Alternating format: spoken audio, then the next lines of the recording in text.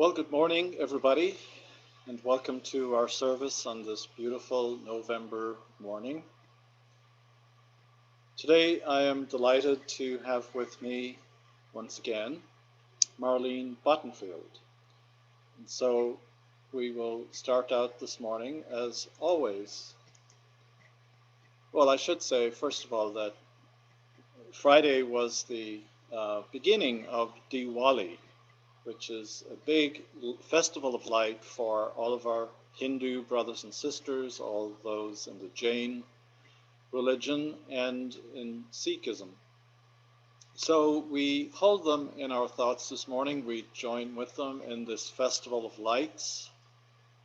We all want to be a light in the world, so there's a great theme there for all of us.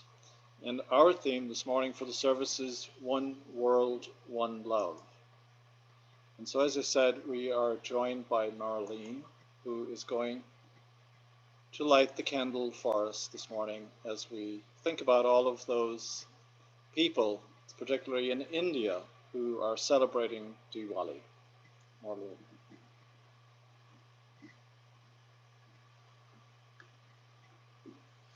Good morning, my friends. It's good to be with you again today. In the beginning was the One presence of the undivided and unmanifest pure spirit of life, light and love. In its generosity, it shared itself, its consciousness and its love in the visible form of creation.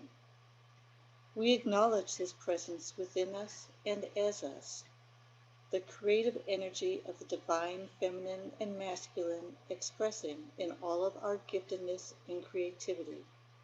We acknowledge this presence in our companion, Mother Earth, and in all sentient beings. This universal presence in everything we call the Christ. We light this candle as a visible reminder of that Christ presence expressing in, as, and through us. In this present now moment, it is the truth. Let us own it.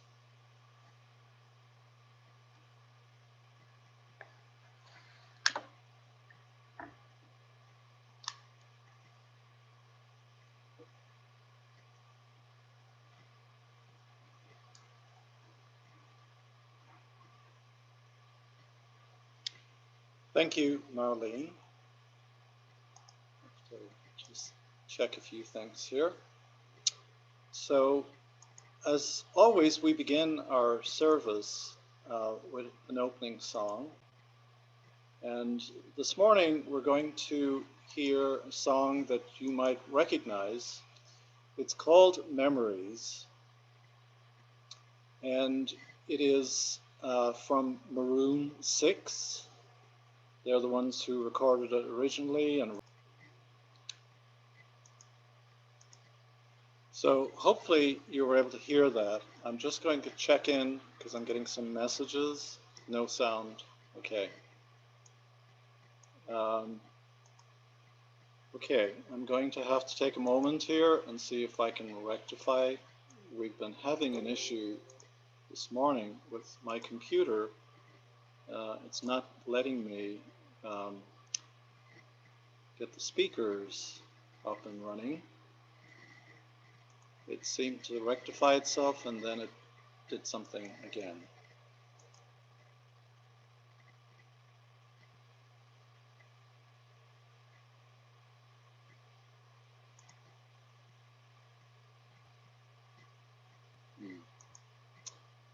I really don't know what's going on with this, unfortunately.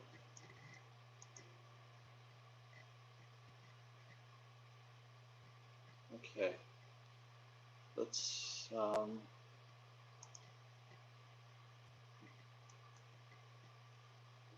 let me take this down. So can you guys hear me? Give me a thumbs up. Oh, you can. Great. Okay. We're just not hearing ourselves here, unfortunately. And as I said, I really just don't know what's going on. You didn't hear the song? You did? Okay.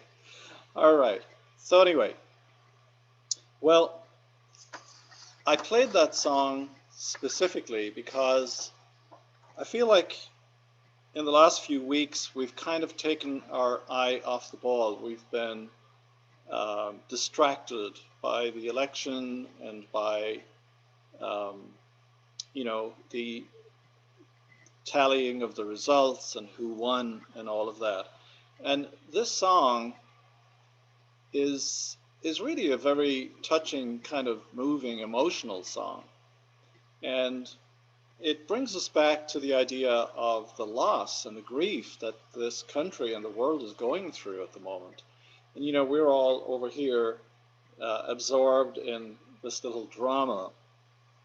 And the reality is that um, the number of COVID-19 infections in the United States has gone over 10 million people, with 250,000 almost dead, 1 million people here in California infected, and over 52 million worldwide infections, with 1.28 million deaths.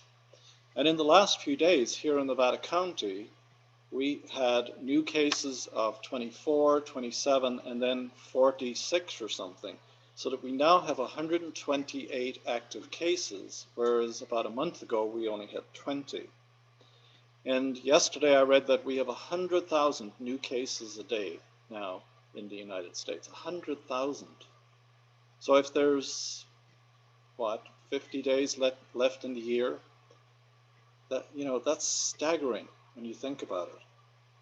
And we have 68,000 people hospitalized in this country.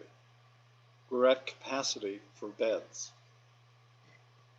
So what I've thought of is, when you think about those numbers, all of those who have lost a family member or a friend, let's just use a conservative figure of 10 people in the family and 10 friends who are grieving.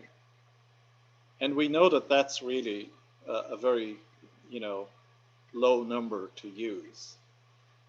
But so here we have 20 people grieving each one of those people who has died.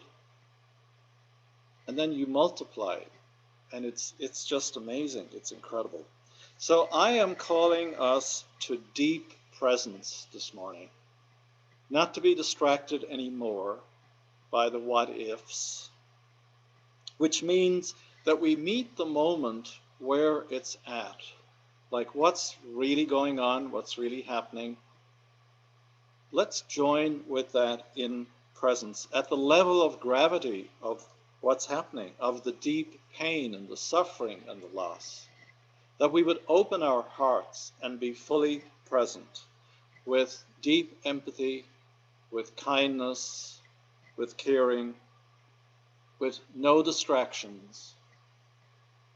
So we are present and we allow it to touch us. We make it real. This is going on all around us. And we are not spiritual bypassing. We are allowing the pain and the suffering and the loss of others to be our pain this morning.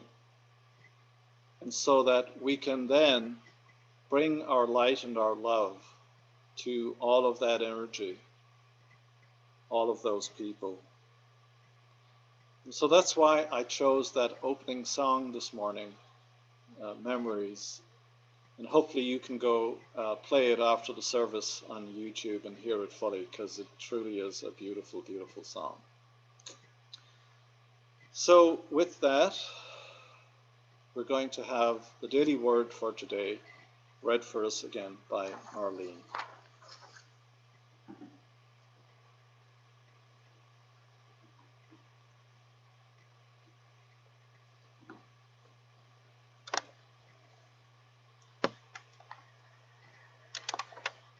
The word for today is kindness. I flow with divine love as I give and receive kindness. The word kindness triggers feelings of warmth, connection, and love in my heart. I smile as I recall ways that friends, family members, and others have shown me kindness. I feel again the gratitude and blessings I experienced in those moments. Gratitude, love, and beautiful awareness of connection fill my heart and mind in a remarkably similar way when I remember kindness I've shared. The movement of electrons through a wire creates a current, a flow. As kindness moves from person to person, it creates a flow of divine love. Both giving and receiving are essential to this current of love. So I look for opportunities to share acts of kindness. I welcome with a grateful heart the kindness others share with me. And from Micah 6:8, what does the Lord require of you but to do justice and to love kindness and to walk humbly with your God?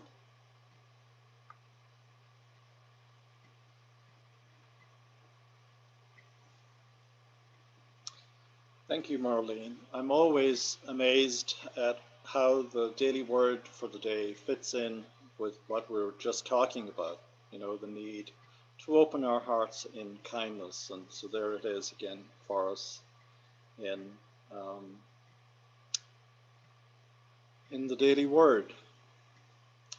Okay, so it's our prayer time. And this morning we have a lot of people to pray for. I received a lot of emails this morning, last minute. And as always, we continue to pray for Peg, who had another chemo this past week, but who's doing well, and for Sean Bartlett, Peg Veelbig, that is. And then we pray especially for all of these people. And sometimes it can feel like it's just rote, that we're just going through the motions. So I invite you to really connect with the energy of kindness and love and of care in your own heart. And as we hear these names and read them, that we extend energy, healing energy to each one. So we pray for Kathleen McIntyre, for Jan and Stephen Roth, for Carrie Averill, Jenny Durst's daughter, for Geraldine Wood, for Jenny Erickson, for great-grandma Sharon Rolfe, for Eileen Connolly and Mary Clear, for Pat Woodruff, for Rashawn, for Ray Laughlin, for Darius Harrison, for Craig Wood, for Corinne, Cynthia Curtis, Richard and Margaret Newland. And we pray in gratitude for the wonderful rain that we received this last week and for the rain that is coming this week and the weeks ahead. So I invite us to pause for a moment and to take the time to pray for our own intentions.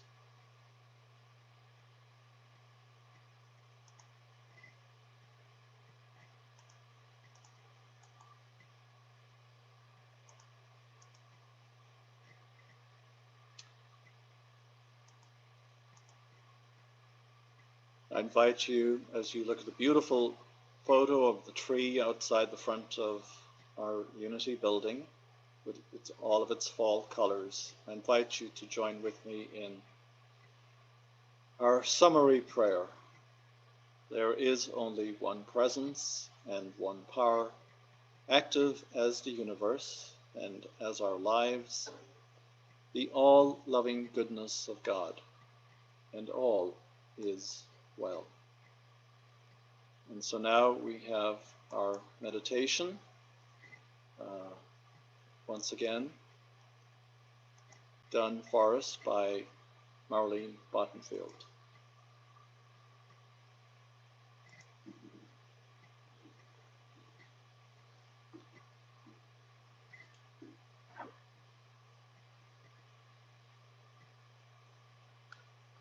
Today we will each travel through our own lifetime, recognizing how experiences have shaped us into who we are today, allowing us to be the perfect vessels of kindness, compassion, empathy, love, and light.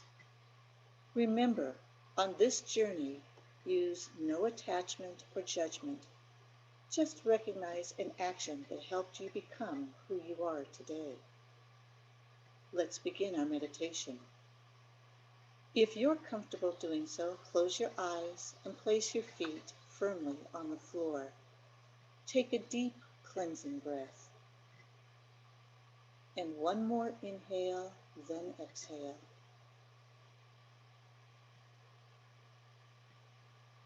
Let's travel back in time to when you began your journey this lifetime.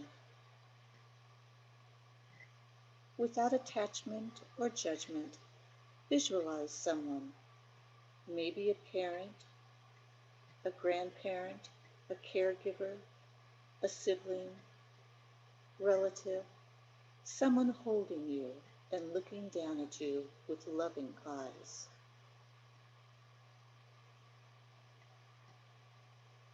Now say to this experience, thank you for this gift of love. This experience helped me grow into the beautiful, loving being I am today.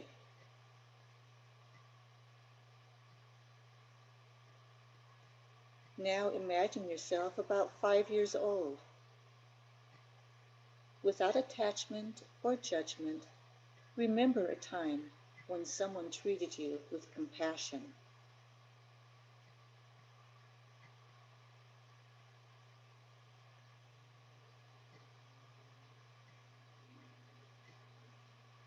Now say to this experience, thank you for the gift of compassion. As I see, this experience helped me grow into the beautiful, compassionate being I am today.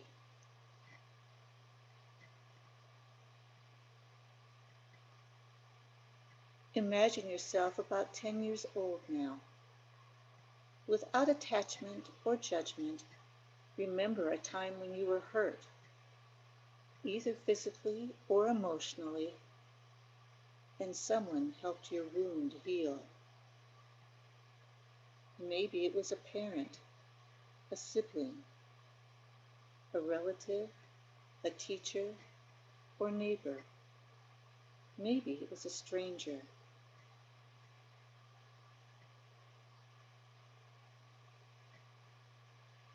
Say to this experience, thank you for the gift of kindness. As I see, this experience helped me grow into the beautiful, kind person I am today.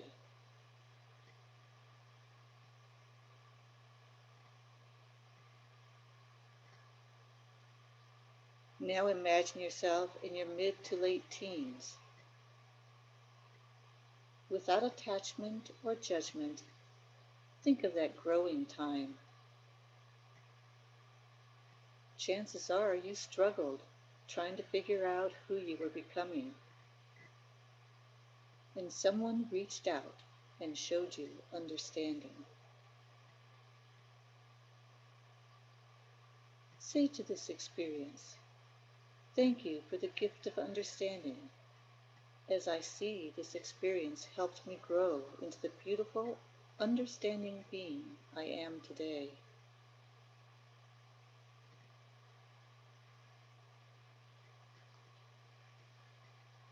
Now imagine yourself in your mid-30s.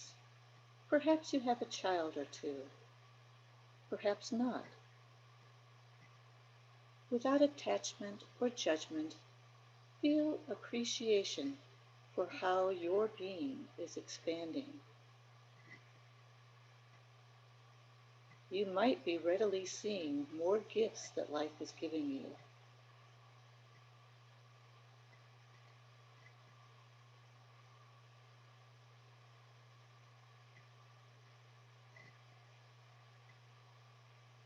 Say to this experience, thank you for the gift of appreciation. As I see, this experience helped me grow into the beautiful, patient being I am today.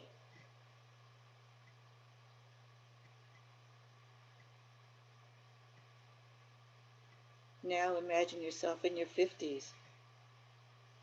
Without attachment or judgment, what do you see? What is a gift given to you that day?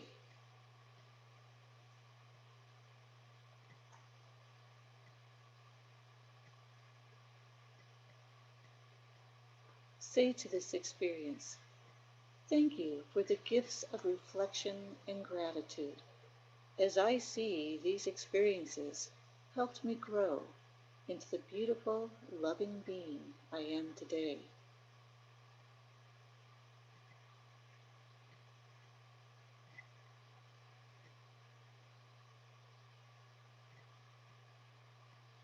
Where are you today? Without attachment or judgment, reflect on today's gift. You have been given so much love, compassion, kindness, appreciation, patience, reflection, gratitude, and one more gift. When we sit quietly and open our hearts, we will see that now we are being given the gift of wisdom too. Wisdom is necessary to share all of the other gifts life has given us.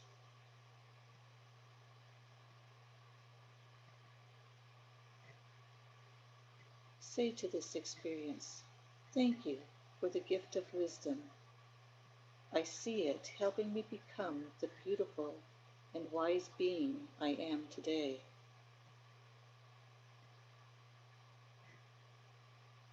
Each of these memories involved someone taking an action, giving you a gift to carry forward. You have been blessed with all the tools you need to give forward. What actions will you use to pass your gifts on to the next person?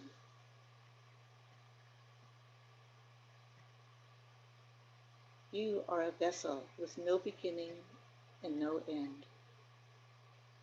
Be aware of the grandness of who you are.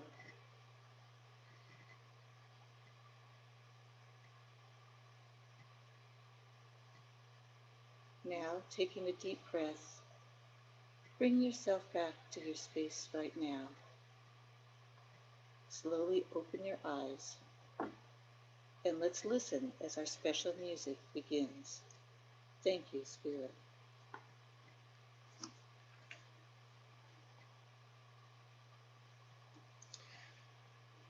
And actually, I'm going to ask you to continue to be in the silence for another minute. And I'm going to take that time to try and rectify the sound situation.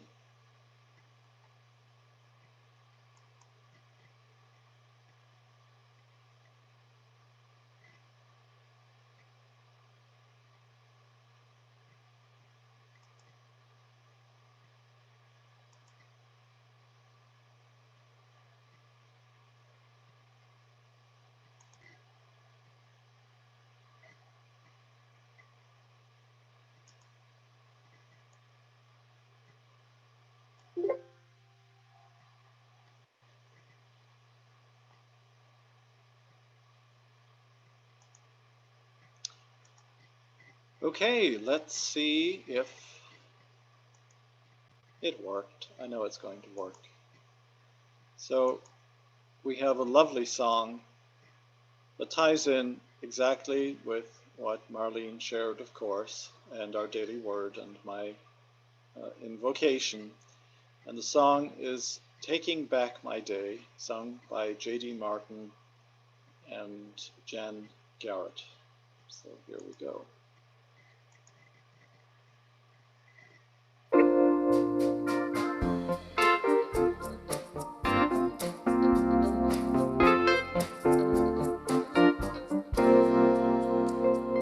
It's a beautiful start to a brand new morning. Then out of the blue, without warning, I let a little thing like a gnat in my teeth steal away my my sanity. In the midst of it all, when I stumble and fall, I know I'm gonna be okay. I start to feel the beat, I get back on my feet, and I dance away, taking back my day, taking back my day. Standing in my shoes, I know what to do, taking back my day. Just a slight adjustment, it's really all it takes. See the great big picture instead of all the mistakes. Oh, I just smile at the things on my list.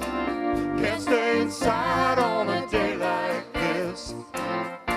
In the midst of it all, when I stumble and fall, I know I'm gonna be okay. I start to feel the beat, I get back on my feet, and I dance away, taking back my day,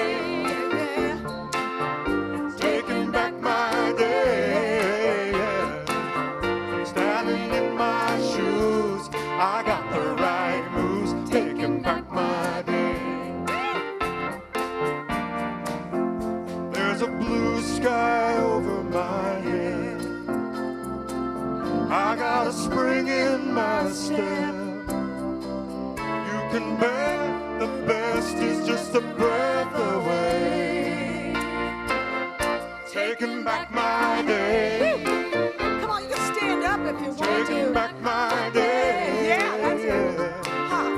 Dancing in my shoes, I got the right moves, taking back my day. Oh, take it back. Woo. Yeah.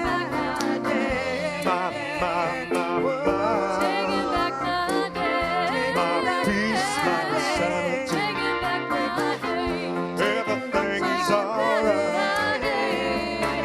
on the sunny day. Taking back my day.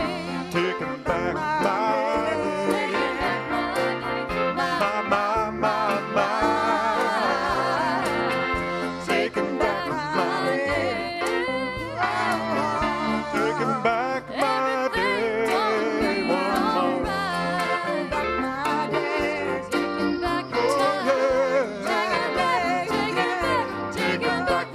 day. Taking back my day. Yeah, Richard. Go, Richard. Come on. Mr. Richard McDeesey, the hardest working man in show business today. Yes.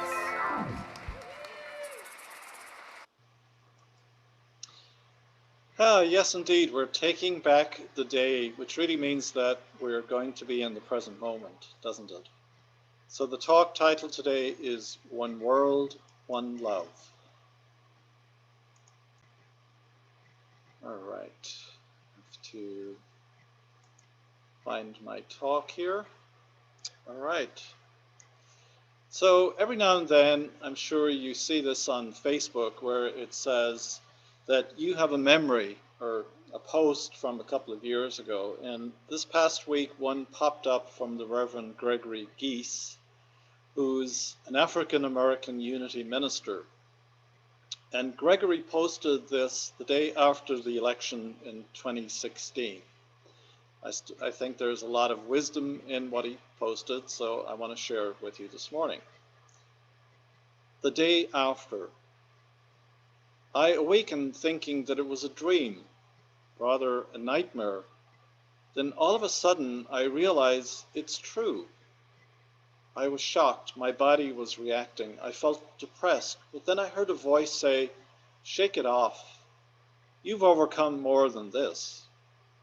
What did you do the day after King was killed? You got up and you kept going to build his dream. What did you do the day after the riot in Detroit? You got up and rebuilt a city. I heard the voice say, stand up, You are a glorious people. No matter who the president is, you will always rise, so stand up and remember. What we did the day after slavery, we got up and began to march towards freedom against all odds. The voice asked the same question again. What did we do the day after all the lynching, the church burning? We got up, to look up, to declare that the day after is the beginning of a new day, a new beginning, a day that we shall use as fuel to create something great, something that brings all of us together as one body, one soul, and one spirit. A new day that begins right now in this very moment that stands on the legacy of those who have come before us. A day after should not be one of fear nor worry, but one of positive action, planning, and growth. Then I heard the voice say, it's not about the day after. All that matters is right now, right here, doing what matters right now. Now is the time, not the day after.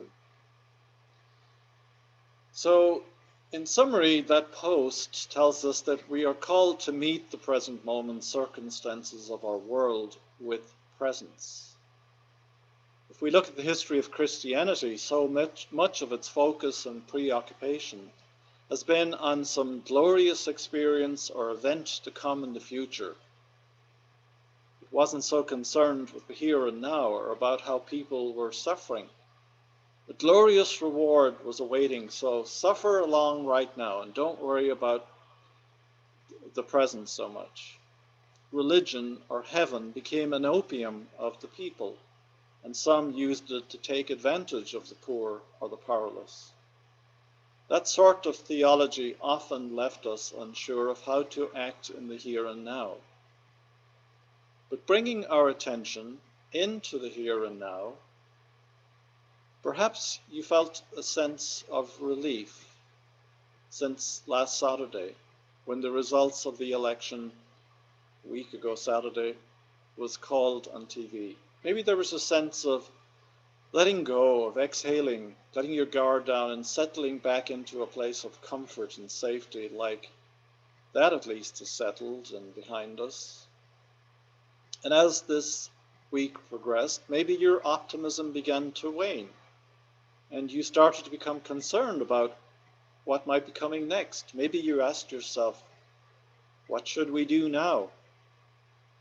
Challenging, isn't it, to just stay in the present? The mind jumps from the past to the future and future to the past. There's no space to live and to thrive in the present moment where our minds, can just be calm. My first piece of advice this morning is to unplug your mind each morning and evening, and as many times as you can in between during the day.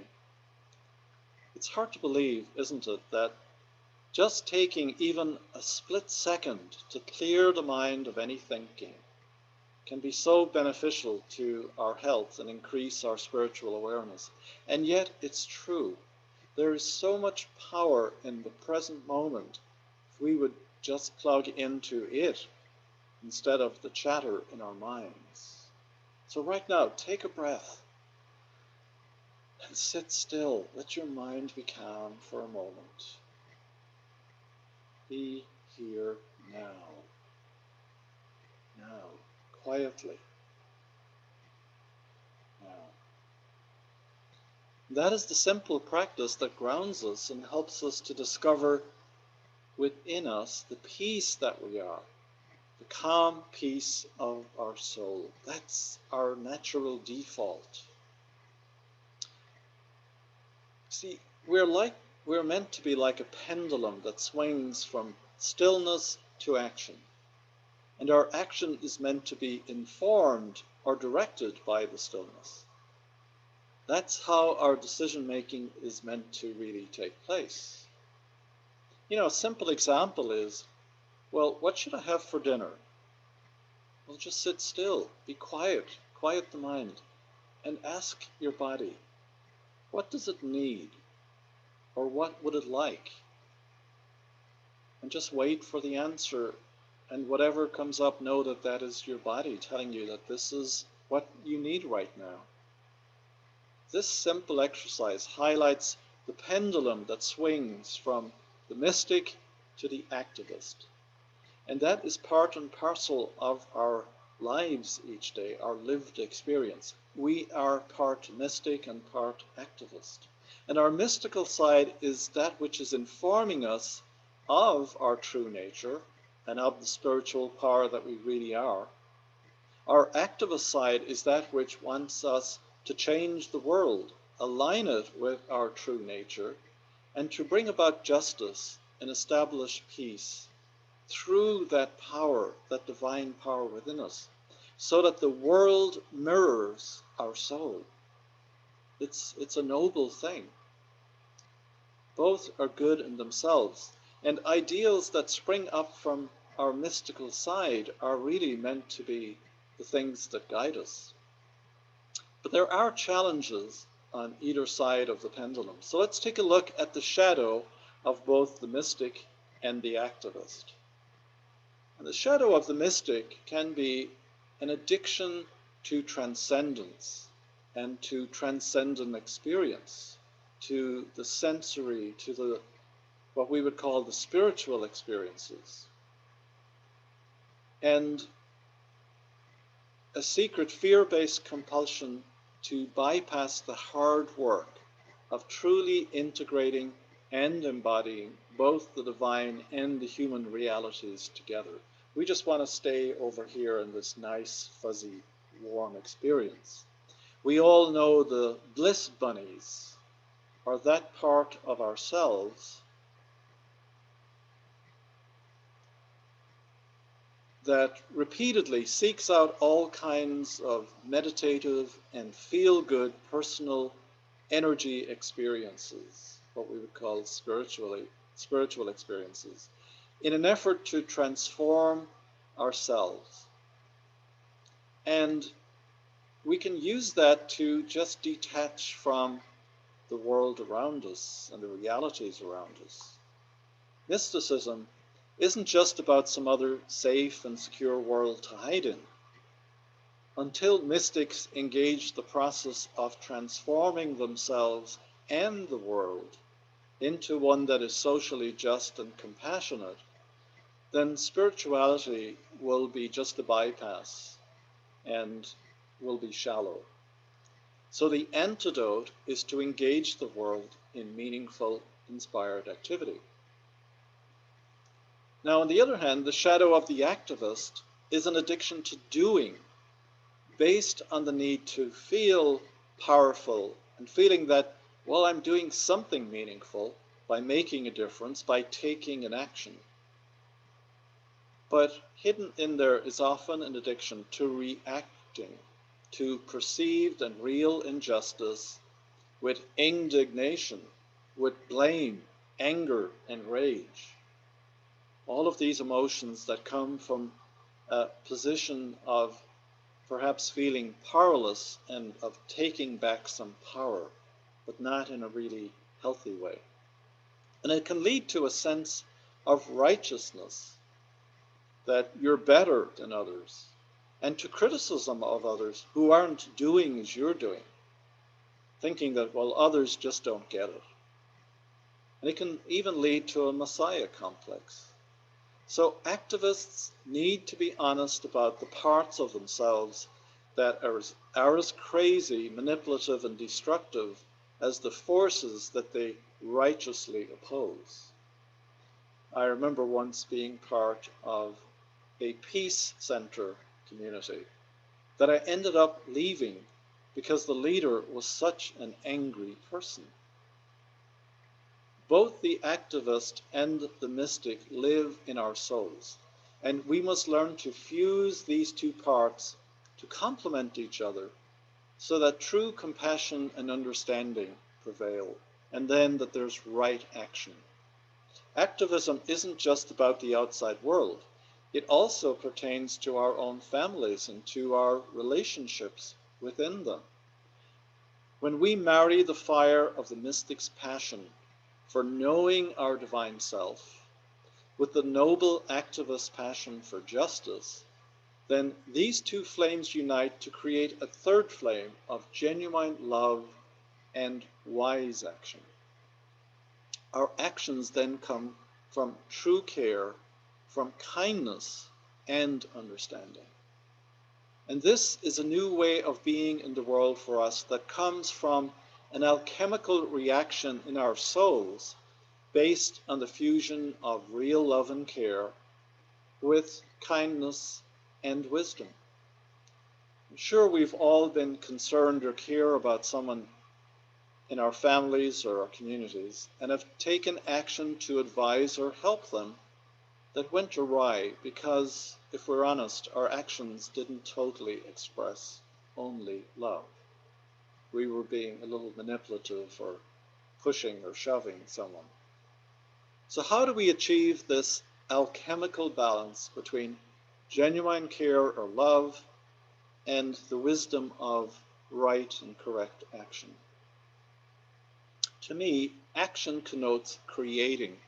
And so we must go to the womb of creativity, which actually isn't the mind, it's the soul. And if we remember from Paul Smith's book and Ken Wilber's work, there are three centers that we experience within us.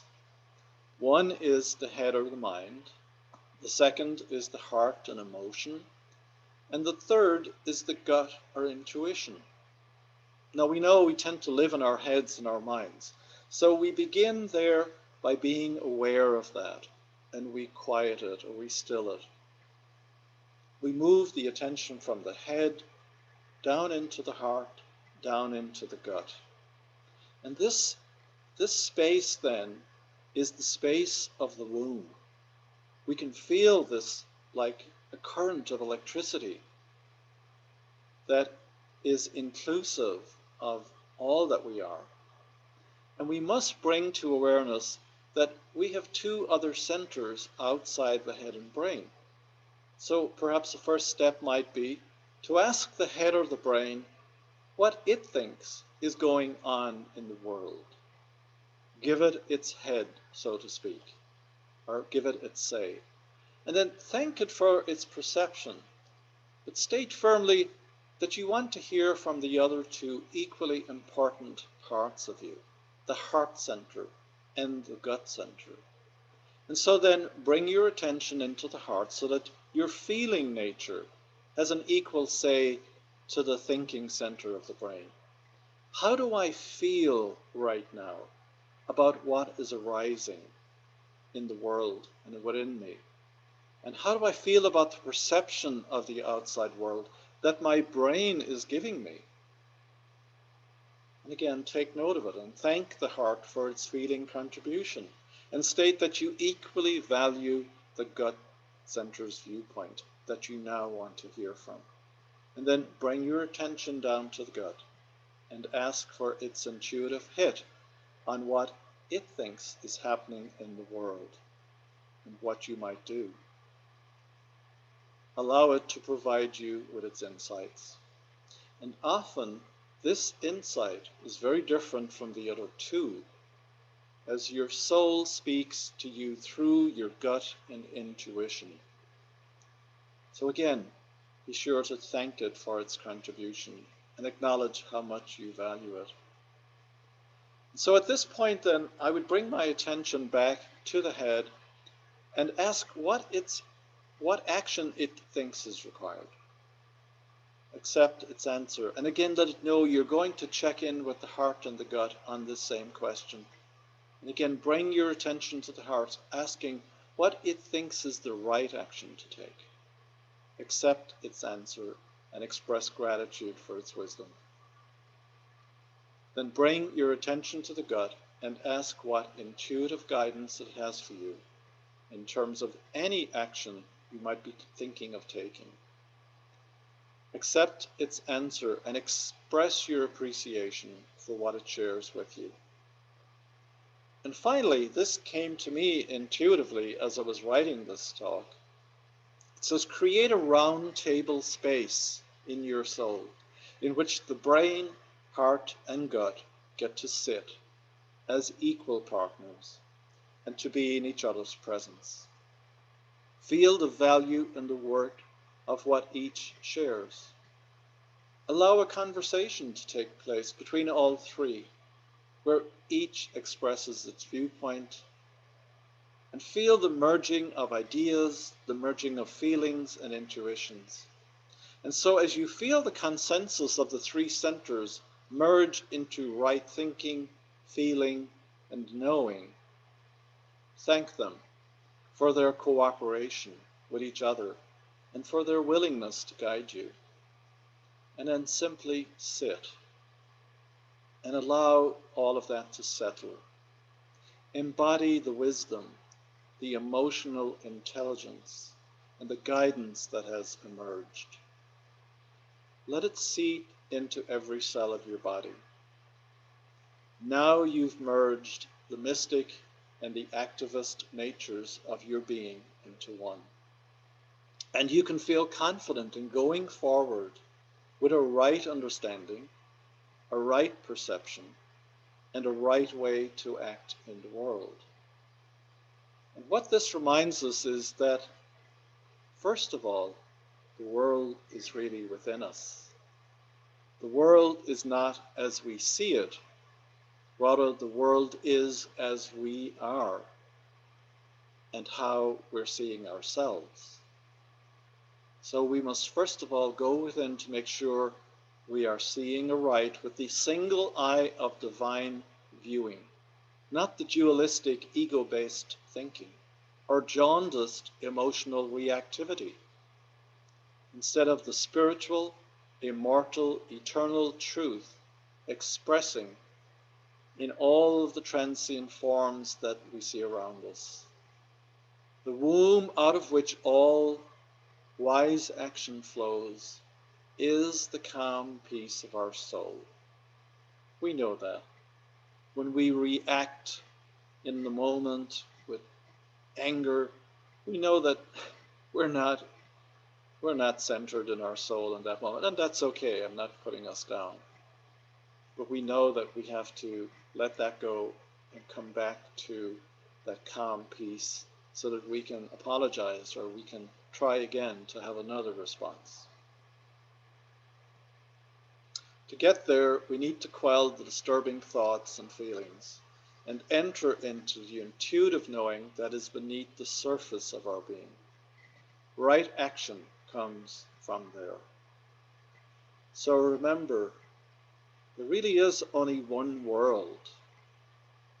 There's really only one action to take, and that one action is love, which means to see only one world around us, not us and them. There's only one being here, one incredible presence, the divine. There's only one people, not Democrats and Republicans, not Americans and Russians, and to react with only one response. Kindness, love for yourself, which is what the world and all its peoples are, our self. They're you, they're me in disguise. So let's remember that at this time in our nation. And let's be aware of the great spiritual power that is within us. And so if you're worried about the outcome of the election, if you're concerned, as I'm sure you are, about COVID, go into your soul and ask, how am I to respond in this moment? And you know what? I bet you will be told to send loving light to any and all people and all situations.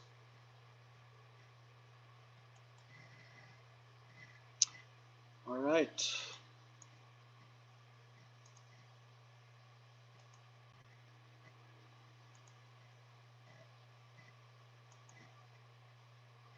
Here we go.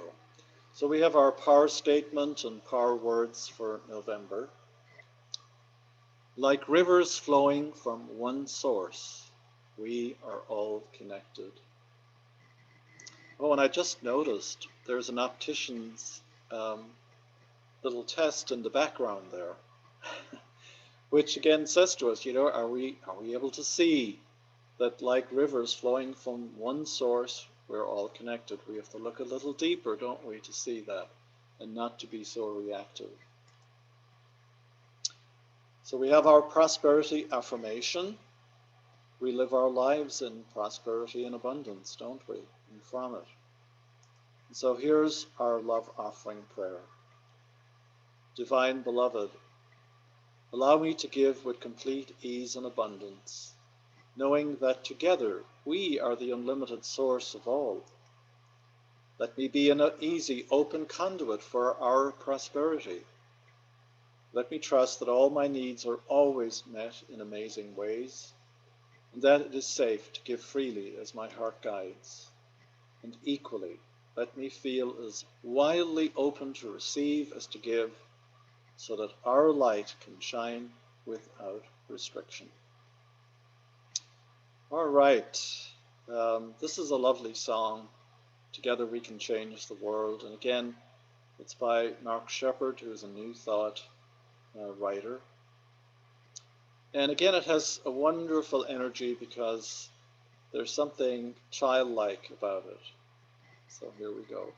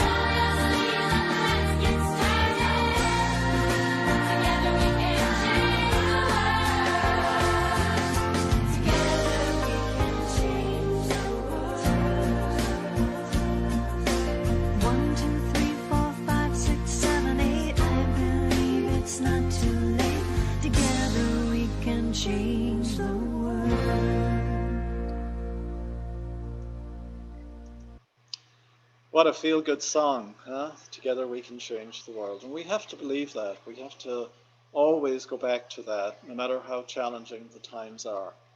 With the presence of God that is within us, being in touch with that, we can heal the world, we can heal the pandemic, we can send out energy that will shift this for the world. We can change the political system. So continue to do your part. I know you will. So again, on Tuesday, we have been having these amazing discussions. Honestly, they have been so powerful and so emotional at times, so meaningful. So I would love to have 50 people in that class because it's just incredible. You can ask anybody who's in it, they'll tell you. It's really amazing. So join us at 10 a.m. on Tuesday. Now, big announcement. Every year we have provided the food banks with stuffing for both Thanksgiving and Christmas. We call it Stuff the Barrel. We kind of got a late start, and then we found out the other day that they need it by this Wednesday. So please, I'm just imploring you, go buy some of those boxes of stuffing. You can get them at Grocery Outlet, 2 for 1. And bring them, drop them off. You can leave them outside the door. I mean, not at nighttime or whatever, but like during our work office hours from 9 a.m. to 3. And, you know, you can ring the doorbell and get back in your car if you don't want to have any interaction. So I would love to see these barrels full by Wednesday morning when,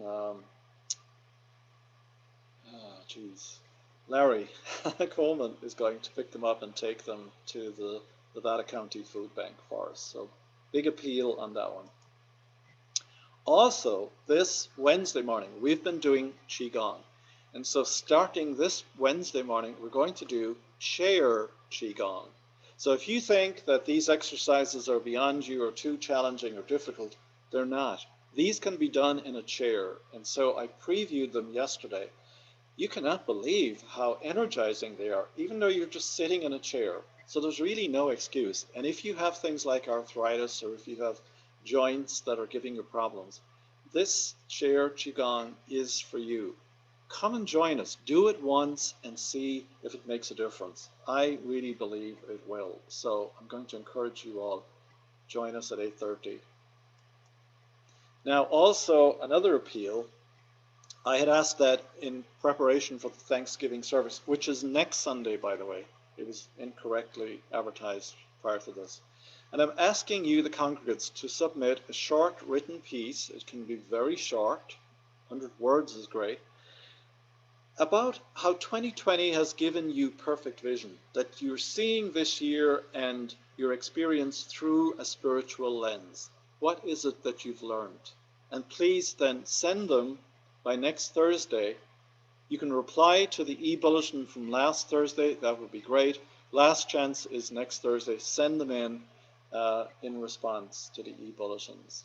Because what I want to do is use them next Sunday. So I want to know that I have enough of these so that I don't have to write a talk. Because what I want to do is string these together and share them with everybody. Our social group has moved into the sanctuary. Whoops, I forgot to put the new photo of them meeting in the sanctuary. They meet 6 foot apart. We have a temperature check at the door. It's all very safe. So if you want to join others, if you're feeling a bit isolated, please come out and join them. Another big announcement is that the caramel popcorn from the Lions booth at the county fair is now here. It is in. And if you ordered some, we're inviting you to come in and pick up those orders. Or you can still call Leslie, and we have some left over. It's first come, first serve. They're $8 a bag, and it's a gallon bag. Trust me, it's more than you'll need. Please enjoy this if it's something that you really like. You can give it as a gift, and it'll be good. You can keep it until Christmas and give it then if you like. We hope to have some more next month, but we'll see. Okay, here's what I've decided I'm going to do. I am going to, hopefully, go back to the song earlier on that I wasn't able to share with you. I think I've got the sound worked out now. Right, so that takes us to our closing prayer. Wow, we're way over time. I didn't realize. Anyway, let's pray together. The light of God surrounds us. I am the light of God. The love of God enfolds us. I am the love of God. The power of God protects us. I am the power of God. The presence of God watches over us. I am the presence of God. Wherever we are, God is. Because I am, and all is well. Okay. Let's see.